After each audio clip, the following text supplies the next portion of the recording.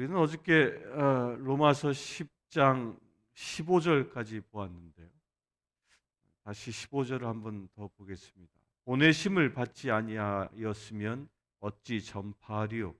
기록된 바 아름답도다. 좋은 소식을 전하는 자들의 발이여 함과 같으니라.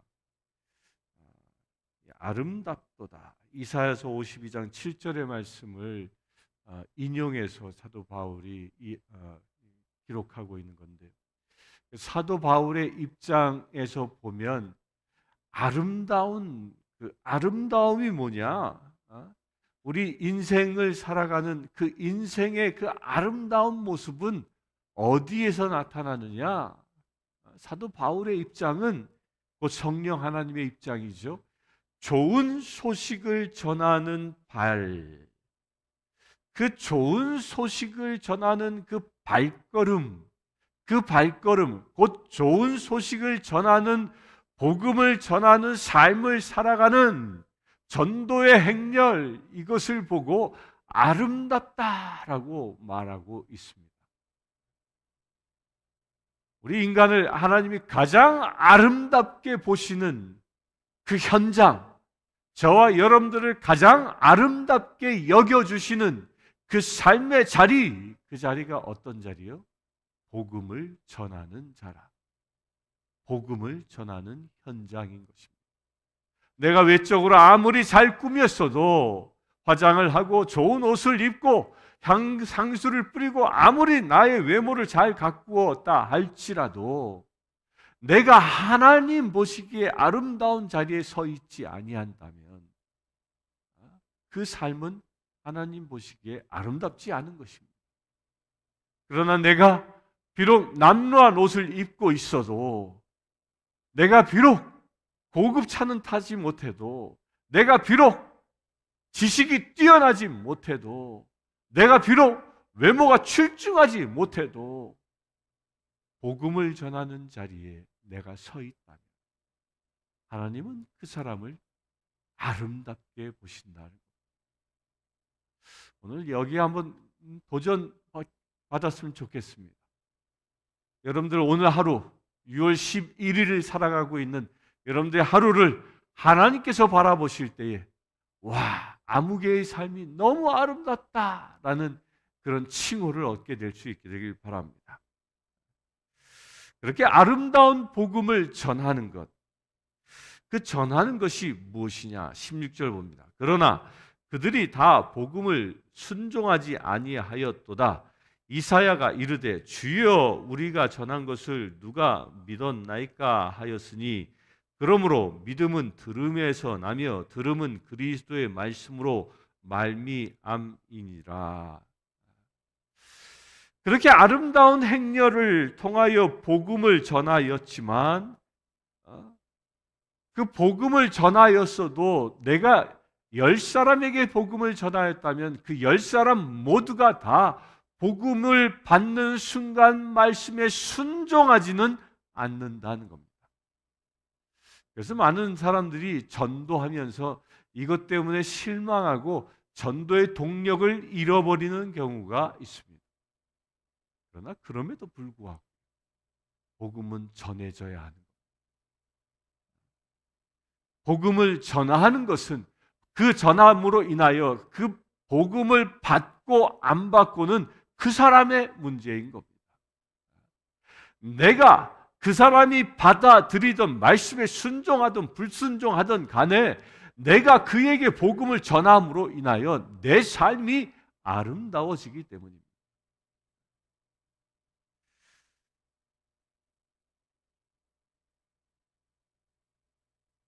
영국의 한 선교사가 영국 런던에서 1863년에 중국행 배를 타고 중국에 갑니다.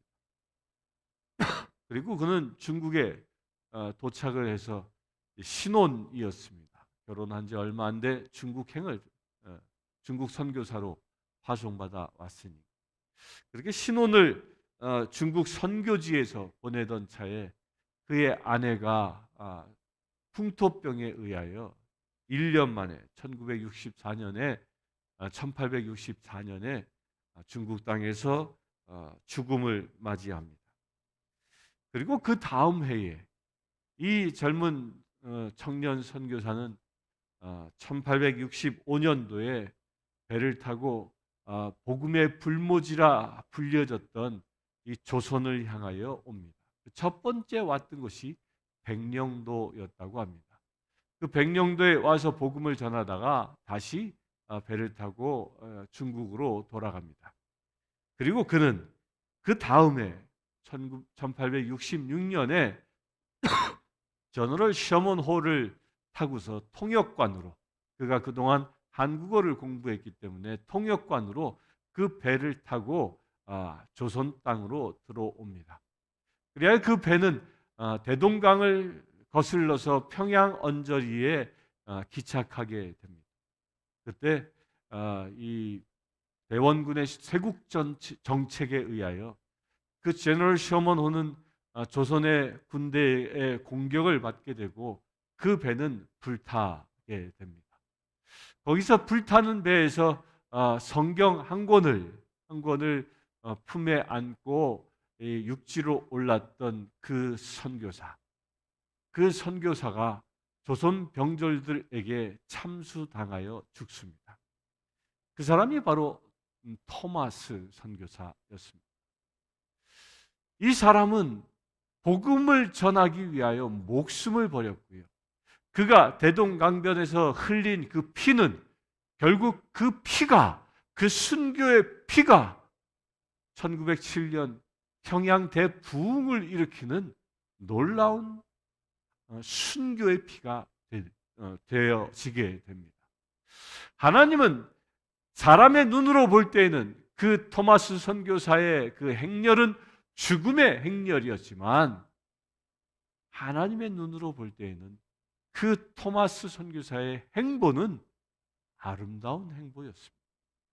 그가 비록 복음을 온전히 전하지 못했지만 한 권의 성경책을 그 포졸에게 줌으로 인하여 나중에 그 성경을 읽고 평양에 새로운 신자들이 생겨나는 역사가 일어나게 됩니다.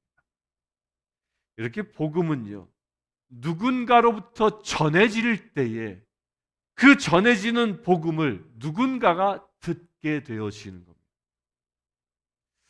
그 누군가가 듣게 됨으로 인하여 그리스도의 말씀을 깨닫는 이들이 생겨나기 시작한다는 겁니다. 하나님께서 우리 사람들을 택하신 이유는 바로 이처럼 당신의 사자로, 복음을 전하는 전도자로 우리를 부르신 것입니다. 그렇기 때문에 우리 그리스도인의 최고의 가치, 우리가 이 세상을 살아가는 가장 중요한 삶의 목적, 그것이 무엇이냐? 복음을 전하는 것입니다. 예수 그리스도를 세상에 나타내 보이고 증언하는 것이 우리 그리스도인의 가장 최고의 가치라는 것입니다. 우리가 이웃을 섬길 수 있습니다.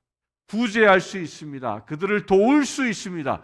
그 모든 것들이 사회 자선 단체와 다른 것은 그들의 생명을 구원하는 곧 복음을 전하기 위함이라는 것입니다. 우리 교회는 육적인 필요만을 채워주는 존재가 아니라, 육적인 생명만을 살리는 존재가 아니라 그의 영원한 생명을 살려내는 역사를 감당하는 것이 교회인 것입니다. 병이 들어 치유합니까? 세상의 병원과 교회 안에서의 치유 사역이 다른 것이 여기에 있습니다. 치유 사역을 통하여 똑같이 병이 치유되어질 수 있습니다. 병원에 가서도 똑같이 의술을 통하여 병이 치유되어질 수 있습니다. 그러나 병원에서 하는 치유는 육신의 회복이지만, 거기에 머물러 있지만, 교회 안에서의 치유는 육신의 회복과 더불어 그 영혼이 영원한 생명에 이르게 하는 그 놀라운 은혜인 것입니다. 구제도 마찬가지입니다. 자선단체를 통하여 구제할 수 있습니다. 그 어려움에 빠진, 재난에 빠진 사람들의 그 필요를 채워줄 수 있습니다. 그러나 자선단체가 하는 그런 구제는 그냥 단순히 육신의 필요를 채워주는 것뿐입니다. 그게 한계예요.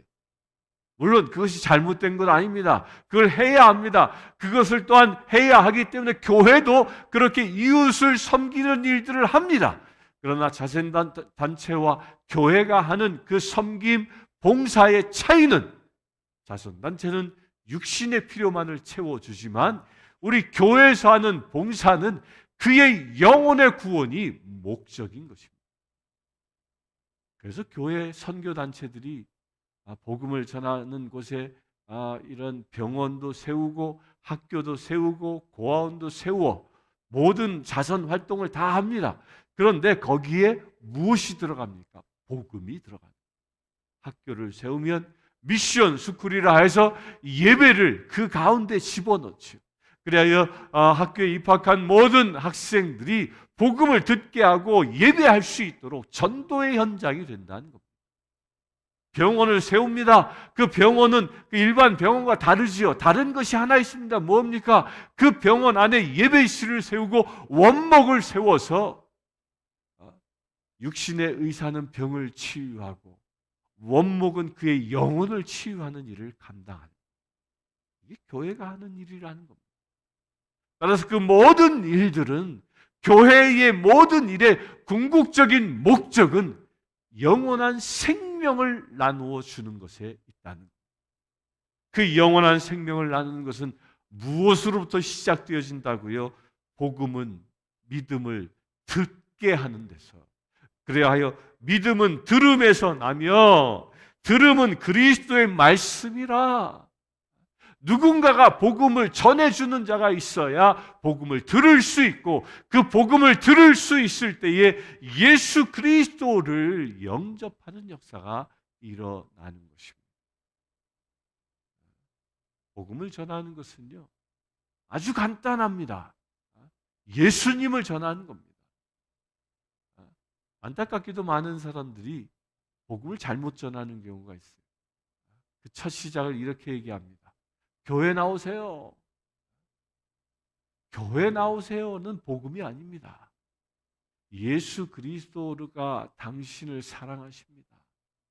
당신을 사랑하시기 때문에 당신의 모든 죄와 허물들을 위하여 저 십자가에서 대속해 죽으셨습니다. 그분은 죽음으로 끝나지 아니하고 부활하셔서, 당신의 부활하셔서 우리도 영원한 생명을 얻게 하셨습니다. 이 복음을 전하는 거죠.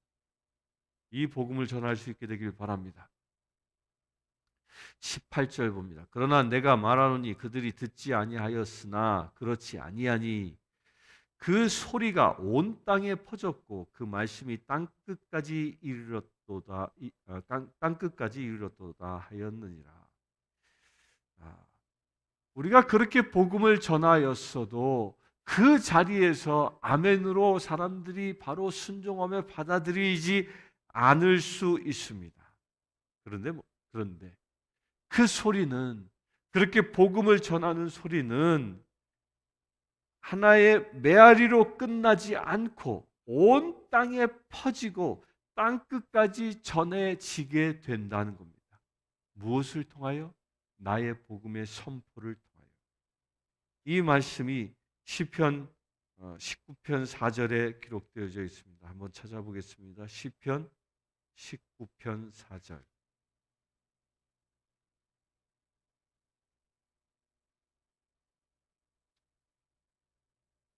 그의 소리가 온 땅에 통하고 그의 말씀이 세상 끝까지 이르도다. 하나님의 해를 위하여 하늘에 장막을 베푸셨도다. 와, 이게 무슨 표현입니까?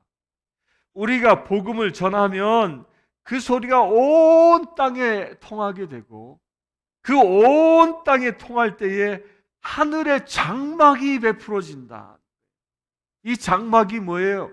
이스라엘 백성들이 광야에서 지고 다녔던 그 장막, 곧 하나님께서 불기둥으로 구름기둥으로 임재하셨던 그 장막, 그 장막이 어떤 한 처소에만 머물러 있는 것이 아니라 온 땅에 복음이 전해지면 그 온 땅을 덮고 있는 하늘의 장막, 하나님의 임재하시는, 불기둥으로 구름기둥으로 임재하시는 그 하늘의 장막이 펼쳐진다는 겁니다.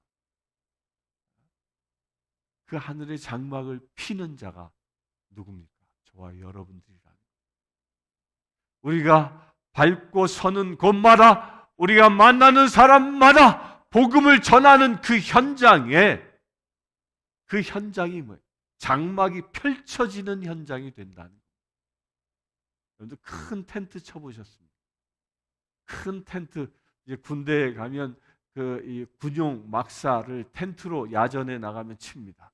그때 그 큰 텐트를 칠 때 어떻게 하냐면, 텐트를 정 가운데에 이 병사가 들어가서 그 속에 들어가가지고 볼대를 양쪽에 그 중심되는 기둥에 이렇게 세웁니다. 그 두 사람이 이렇게 잡고서 딱 세우면, 그러면 나머지 병사들이 밖에 있는 사람들이 그 텐트 끝을 잡고서 쭉 피게 되는 겁니다. 쭉 피게 되어지면 텐트가 다 벌어져서 딱 서게 되는 것이죠. 바로 그와 같은 겁니다. 우리의 복음을 전하는 현장은 주님께서 이 땅 가운데 복음의 기둥을 세우셨습니다. 말씀과 성령으로 복음의 기둥을 세우신 것이죠. 그 장막의 기둥을 세우신 것입니다. 그 장막의 기둥을 세웠다면 이제 우리는 그 장막의 끈을 잡고 펼쳐나가는 것입니다. 우리가 얼마만큼 펼쳐나가야 하는 것이냐? 그 장막의 크기는 세상 땅 끝에 이르기까지 그 크기가 결정되어져 있기 때문에 우리는 세상 땅 끝까지 그 장막을 끌고 나가야 하는 것이죠. 그럴 때 장막이 온 세상을 덮는 거예요. 이것을 계시록에선 뭐라 표현했냐면, 그것이 바로 새 하늘과 새 땅이라는 것입니다. 하나님이 임재하시는, 나팔 소리와 더불어 주께서 이 땅에 임재하시는 새 하늘과 새 땅 되어지는 그 시점이 된다는 것입니다. 그것이 어디로부터 시작되어지는 겁니까? 새 하늘과 새 땅은 그냥 우러러 하나님을 바라보고 내가 새 하늘과 새 땅을 경험하길 원합니다, 나도 휴거되어 주의 나라에 들어가기를 원합니다 라는 고백을 통해서 가는 것이 아니라, 우리가 얼만큼 준비하냐에 따라 새 하늘과 새 땅에 오는 시기가 결정되어진다는 거예요. 그 주님의 나라를 속히 임하게 할 수 있는 그 비밀이 무엇이라고요?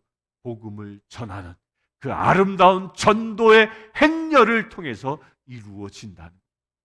우리가 한 걸음 한 걸음, 한 사람 한 사람 복음을 전하는 것이 바로 장막을 펼쳐나가는 그 행보와 같다는 것입니다.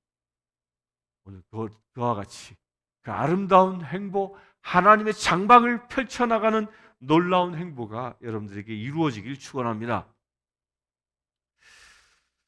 19절 보겠습니다. 그러나 내가 말하노니 이스라엘이 알지 못하느냐? 먼저 모세가 이르되 내가 백성 아닌 자로서 너희를 시기하게 하며 미련한 백성으로서 너희를 노엽게 하리라 하였고, 이사야는 매우 담대하여 내가 나를 찾지 아니한 자들에게 찾은 바 되고 내게 묻지 아니한 자들에게 나타났노라 말하고, 이스라엘에 대하여 이르되 순종하지 아니하고 거슬러 말하는 백성에게 내가 종일 내 손을 벌렸노라 하였노라.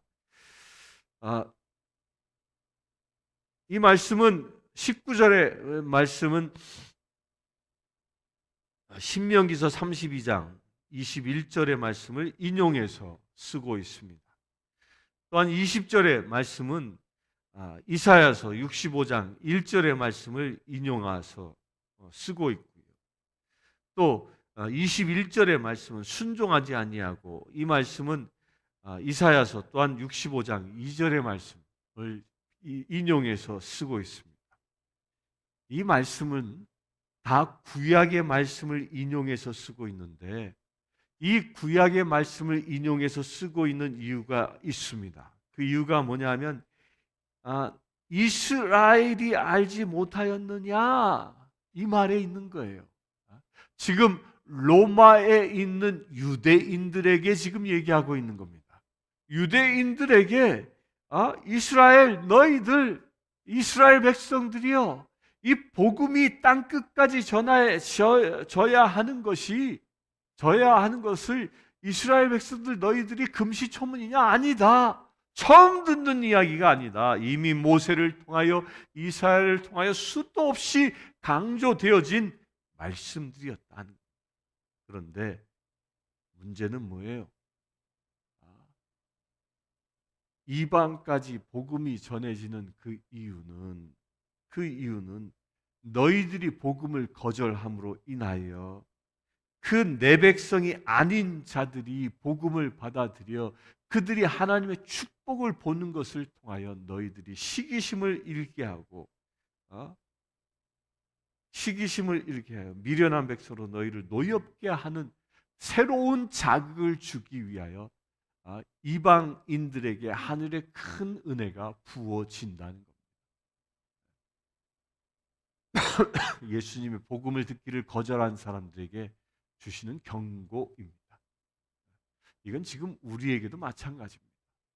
내가 지금 나에게 주신 복음을 아멘으로 받아들이고 복음을 전하라는 그 사명을 아멘으로 받아들여서 복음을 전하는 일에 내가 매일매일 살아간다면 하늘의 큰 축복이 나의 것이 됩니다. 그러나 그것을 내가 행하지 아니하면 안타깝게도 다른 이방인들이 나에게 맡겨진 사람들에게 복음을 전하게 되어지고 다른 사람들이 내가 가야 할 자리에 가서 복음을 전하고 예배를 드리게 됨으로 인하여 그들이 내가 받을 그 아름다운 칭송, 내가 받을 하나님의 그 크신 은혜를 그들이 받게 되어진다. 여러분들, 복은 나누는 것은 축복이지만 복을 빼앗기는 것은 저주인 것입니다. 사랑하는 성도 여러분, 그 복을 나눌 수 있는 것은 복음을 전도하는 행렬인 것입니다. 오늘 하루 그 전도의 행렬 가운데 저와 여러분들이 머무를 수 있게 되길 바랍니다.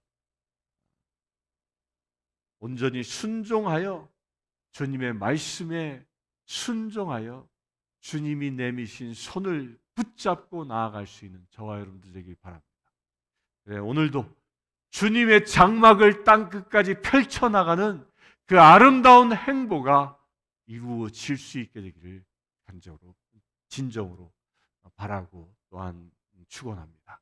이 시간 함께 기도할 때에 오늘 우리의 행보가 전도의 행렬 되어질 수 있도록 장막을 땅 끝까지 펼쳐나가는 거룩한 행보 되어질 수 있도록 이 시간 합심하여 기도합시다.